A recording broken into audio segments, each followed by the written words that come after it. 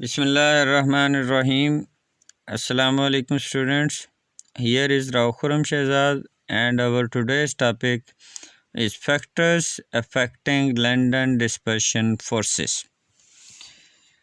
बच्चों previous topic में हमने कुछ इंटरमॉलिक्यूलर फोर्सेस को डिस्कस किया था। उसमें हमने देखा था कि जो डाइपोल फोर्सेस थी वो पोलर मॉलिक्यूल्स में पाई जाती हैं, डी बाई फोर्सेस पोलर और नॉन पोलर मॉलिक्यूल्स के दरमियान थी, जबकि जो लंदन डिस्पर्शन फोर्सेस थी ये डोमिनेट करती हैं तमाम नॉन पोलर मॉलिक्यूल्स में। तो आज हम डिस्कस करेंगे इसके फैक्टर्स क्या क्या हैं, कौन से फैक्टर्स अफेक्ट करते हैं लंदन डिस्पर्शन फोर्सेस को। तो स्टूडेंट्स इनमें फैक्टर्स में सबसे पहला फैक्टर है हमारा पोलराइजेबिलिटी। पोलराइजेबिलिटी जो है ना ये अफेक्ट करती है लंदन डिस्पर्शन फोर्सेस को। पोलराइजेबिलिटी क्या होती है? पोलराइजेबिलिटी को हम डिफाइन करते हैं the quantitative measurement of the extent to which the electronic cloud can be polarized और डिस्टॉर्टेड, कि हम किस हद तक इलेक्ट्रॉनिक क्लाउड को डिस्पर्स कर सकते हैं, डिस्टॉर्ट कर सकते हैं, पोलराइज कर सकते हैं। तो अब आपने देखना ये है कि किस किस्म के मॉलिक्यूल में की पोलराइजेबिलिटी ज़्यादा होगी और किस किस्म के मॉलिक्यूल की पोलराइजेबिलिटी कम होगी। इसमें पहला फैक्टर है हमारा ये जो पोलराइजेबिलिटी हम डिस्कस कर रहे हैं, ये डिपेंड करती है मॉलिक्यूलर साइज़ पे, साइज़ ऑफ द मॉलिक्यूल पे। साइज़ पे कैसे डिपेंड करती है? ये देखें, ये मैंने दो डिफरेंट साइज़ के मॉलिक्यूल बनाए हैं। एक स्मॉल साइज़ का मॉलिक्यूल बनाया है, एक लार्ज साइज़ का मॉलिक्यूल बनाया है। तो इनके सेंटर में न्यूक्लियस है और बाहर इलेक्ट्रॉन जो हैं वो सिमेट्रिकली डिस्ट्रीब्यूटेड है।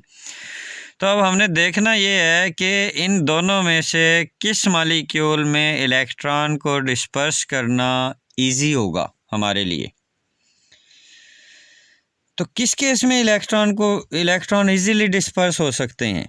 ये जो स्मॉल साइज़ वाला मॉलिक्यूल है ना, इसमें न्यूक्लियस का होल्ड वैलेंस शेल इलेक्ट्रॉन पे ज़्यादा होगा, तो इसमें इलेक्ट्रॉन को डिस्पर्स करना मुश्किल है।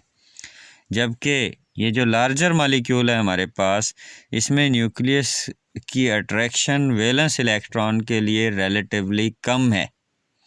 तो जब अट्रैक्शन कम होगी तो इलेक्ट्रॉन को डिस्पर्स करना आसान होगा, इलेक्ट्रॉन इजीली डिस्पर्स हो जाएंगी।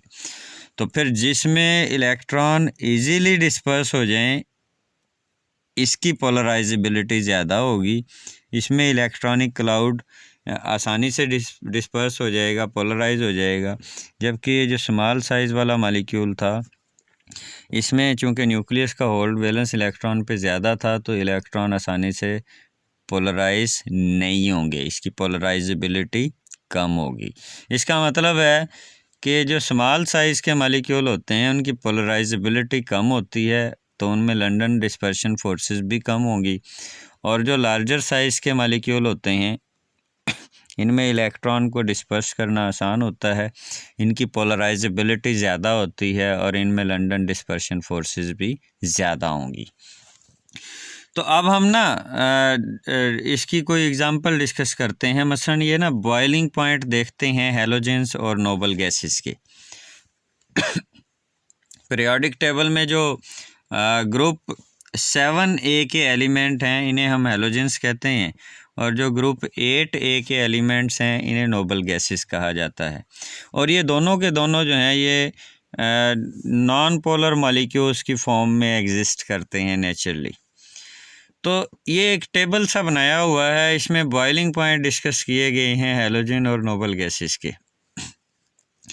बॉइलिंग पॉइंट जो हैं वो किस पे डिपेंड करते हैं? ये फोर्सेस ऑफ अट्रैक्शन पे डिपेंड करते हैं। किस किस्म के मॉलिक्यूल्स का बॉइलिंग पॉइंट ज़्यादा या कम होगा? ऐसे मॉलिक्यूल जिनमें फोर्सेस ऑफ अट्रैक्शन कम होती हैं वो जल्दी बॉयल हो जाते हैं, उनका बॉइलिंग पॉइंट कम होगा। और जिनमें फोर्सेस ऑफ अट्रैक्शन ज़्यादा होंगी उन्हें बॉयल करने के लिए हमें ज़्यादा टेम्परेचर देना पड़ता है, उनका बॉइलिंग पॉइंट ज़्यादा होगा।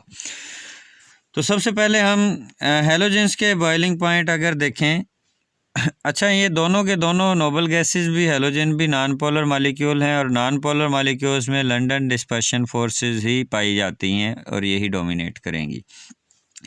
तो हैलोजन के अगर बॉइलिंग पॉइंट आप देखें from top to bottom in a group, fluorine, chlorine, bromine, iodine और एस्टाटीन की तरफ अगर हम मूव करें तो आप देखें सबसे पहले फ्लोरीन जो है ना, इसका बॉइलिंग पॉइंट है -188.1 डिग्री सेल्सियस में है, ये बहुत कम है। जबकि नीचे की तरफ आएँ तो -34, फिर 58 प्लस में, फिर +184 और फिर +337, बड़ी तेज़ी से बॉइलिंग पॉइंट बढ़ रहे हैं फ्रॉम टॉप टू बॉटम। क्यों है ऐसा? ऐसा इसलिए है कि ये जो फ्लोरीन है ना, इसका एटॉमिक नंबर है 9।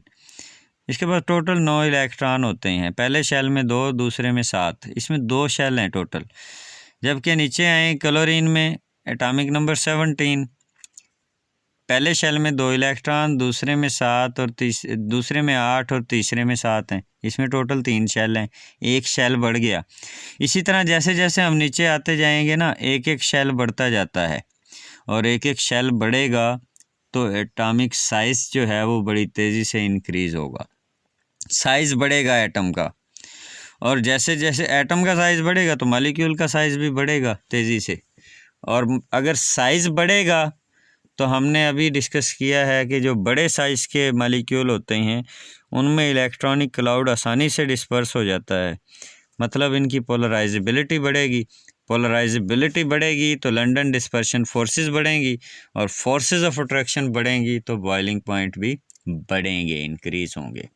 तो डाउन द ग्रुप हैलोजन का साइज़ बढ़ता है, इलेक्ट्रॉन को डिस्पर्स करना आसान होता जाता है क्योंकि न्यूक्लियस की अट्रैक्शन वैलेंस इलेक्ट्रॉन के लिए कम होती जाती है, पोलराइजेबिलिटी बढ़ती है, लंदन डिस्पर्शन फोर्सेस बढ़ती हैं और बॉइलिंग पॉइंट बढ़ता है।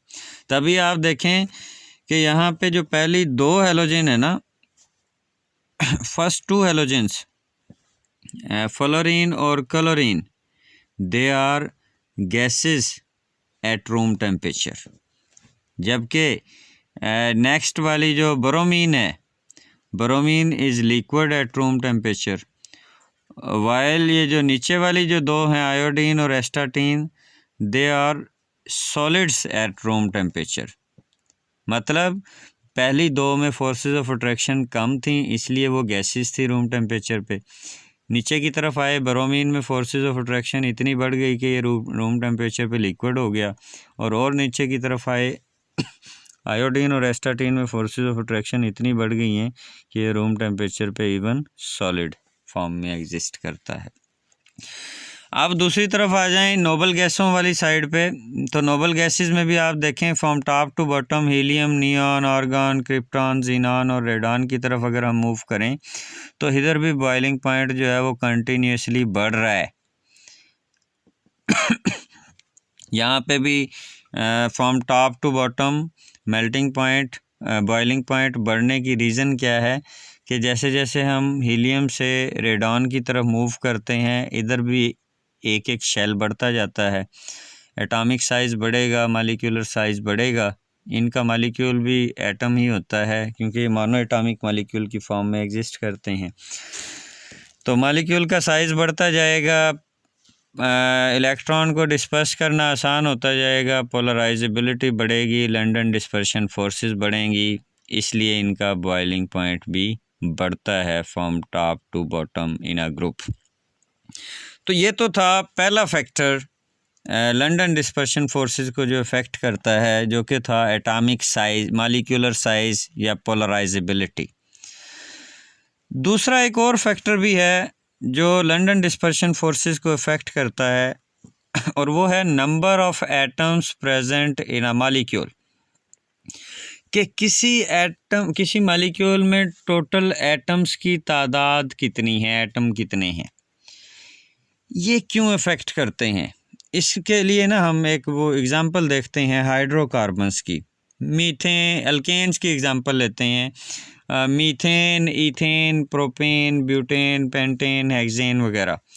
तो इसमें देखें जैसे जैसे हम मीथेन से ऑनवर्ड मूव करते हैं ना, एक एक कार्बन और दो दो हाइड्रोजन बढ़ते जाते हैं। नंबर ऑफ़ एटम बढ़ने से क्या होगा? नंबर ऑफ़ एटम बढ़ने से ना एक तो उसी तरह मालिक्यूल का साइज़ बढ़ जाएगा। ये देखें फॉर एग्ज़ाम्पल हम यहाँ पे लेते हैं ईथेन और एन हेक्सेन को। ईथेन में 2 कार्बन होते हैं और एन हेक्सेन में 6 कार्बन एक स्ट्रेट चेन में आपस में जुड़े होते हैं। अब जितना मालिक्यूल का साइज़ कम होगा ना, जैसा कि ईथेन में है, इसका सरफेस एरिया कम होगा, इसमें पॉइंट ऑफ अटैचमेंट कम होंगे, पोलराइजेबिलिटी भी कम होगी। ये देखें, ये इसमें पॉइंट ऑफ अटैचमेंट कम है ईथेन में। तो इसी तरह जो एन हेक्सेन है हमारे पास, एन हेक्सेन का सरफेस एरिया ज़्यादा है, ज़्यादा एरिया पे फैला हुआ है, तो इसमें हमारे पास पॉइंट ऑफ अटैचमेंट भी ज़्यादा सारे होंगे, ज़्यादा जगह से आपस में अटैच हो सकता है। तो जैसे जितना किसी मालिक्यूल में नंबर ऑफ़ एटम ज़्यादा होंगे, उतना उसका सरफेस एरिया बढ़ेगा, उतने उसके पॉइंट ऑफ अटैचमेंट बढ़ेंगे, तो उतनी उसमें लंडन डिस्पर्शन फोर्सेस भी बढ़ती जाएंगी। तभी आप देखें ये जो हमारे लेफ़्ट साइड पे टेबल दिया हुआ है, इसमें हमने कुछ अल्केन्स लिए हैं, इनके बॉइलिंग पॉइंट डिस्कस किए हैं 1 एटमॉस्फेरिक प्रेशर पे। तो ये सबसे पहले देखें, मीथेन का बॉइलिंग पॉइंट -161.5 डिग्री सेंटीग्रेड है और ये रूम टेम्परेचर पे गैसियस फेज़ में एग्जिस्ट करती है। ईथेन में 1 कार्बन और 2 हाइड्रोजन बढ़ गए, नंबर ऑफ़ एटम्स बढ़ गए हैं, तो इसका बॉइलिंग पॉइंट भी देखें बढ़ गया है। प्रोपेन में नंबर ऑफ़ एटम और बढ़ गए हैं, बॉइलिंग पॉइंट भी बढ़ गया है। ब्यूटेन का बॉइलिंग पॉइंट और ज़्यादा हो गया है। लेकिन आप ये देखें कि पहली चारों जो हैं ये रूम टेम्परेचर पर गैसियस हालत में एग्जिस्ट करती हैं, जबकि जब नंबर ऑफ़ कार्बन एटम अगर हम फर्दर इंक्रीज़ करें, अब पेंटेन में देखें 5 कार्बन हो गए हैं, तो इसका बॉइलिंग पॉइंट +36 डिग्री सेल्सियस हो गया और ये रूम टेम्परेचर पे गैस की बजाय लिक्विड हालत में एग्जिस्ट करता है। इसी तरह अगर नंबर ऑफ़ कार्बन एटम और बढ़ाते जाएं, हेक्सेन का 68 हो गया बॉइलिंग पॉइंट और डिकेन का 10 कार्बन एटम पहुंचने तक 174 डिग्री सेंटीग्रेड बॉइलिंग पॉइंट हो जाता है। और ये सारे के सारे जो हैं ये रूम टेम्परेचर पे लिक्विड फॉर्म में एग्जिस्ट करते हैं। और यही नंबर ऑफ़ कार्बन एटम अगर और बढ़ जाएं तो फिर ये सॉलिड हालत में भी आ जाते हैं। तो ये था दूसरा factors, number of atoms present in a molecule. पहला फैक्टर था साइज़ या पोलराइजेबिलिटी। जैसे जैसे मॉलिक्यूल का साइज़ बढ़ेगा पोलराइजेबिलिटी बढ़ेगी, इलेक्ट्रॉन को डिस्पर्स करना आसान होगा, लंडन डिस्पर्शन फोर्सेस बढ़ेंगी और उनके बॉइलिंग पॉइंट भी बढ़ते जाते हैं। दूसरा फैक्टर था number of atoms in a molecule. तो नंबर ऑफ़ एटम भी अगर बढ़ेंगे तो मॉलिक्यूल का सरफेस एरिया बढ़ता है, पॉइंट ऑफ अटैचमेंट्स बढ़ते हैं, तो इसमें भी लंडन डिस्पर्शन फोर्सेस बढ़ेंगी और मेल्टिंग और बॉइलिंग पॉइंट वगैरह भी इंक्रीज़ होंगे। तभी आप देखें ये जो अल्केन्स हैं इनके फर्स्ट 4 मेंबर जो हैं ये रूम टेम्परेचर पे गैसियस हालत में एग्जिस्ट करते हैं। नेक्स्ट वाले मेंबर जो हैं ये लिक्विड हैं और अगर नंबर ऑफ़ कार्बन एटम और बढ़ जाएं 18-20 से ज़्यादा हो जाएं तकरीबन, तो फिर ये वैक्सी सी product solid semi solid type में कन्वर्ट हो जाते हैं, जो कि शो करता है इनमें इंटरमॉलिक्यूलर फोर्सेस और इंक्रीज़ हो गई हैं। तो ये 2 फैक्टर्स थे जो लंडन डिस्पर्शन फोर्सेस को अफेक्ट करते हैं। तो ये हमारा लंडन डिस्पर्शन फोर्सेस वाला टॉपिक कंप्लीट होता है। अपना ख्याल रखिएगा। अल्लाह निगहबान।